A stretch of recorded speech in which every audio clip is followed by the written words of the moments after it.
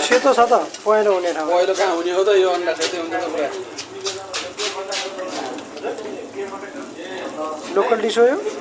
local त हाम्रो खाने लोकल डिस हो सधैँ हामी बनाउँछ यो नाम काम थाहा छैन उत्तिकै बनायो मन लाग्यो जस्तो मन लाग्यो उतै खाएर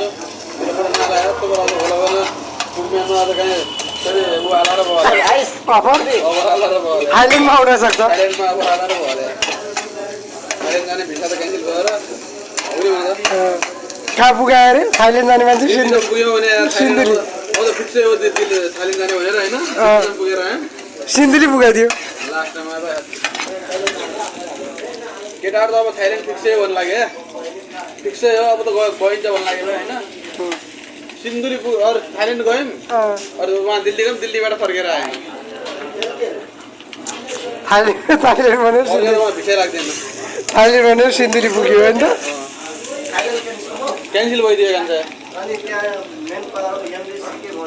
एमबिसीले भनेको टाढो भिसा हुँदैन तिम्रो नेपाली एमबिसीबाट हुन्छ भिसा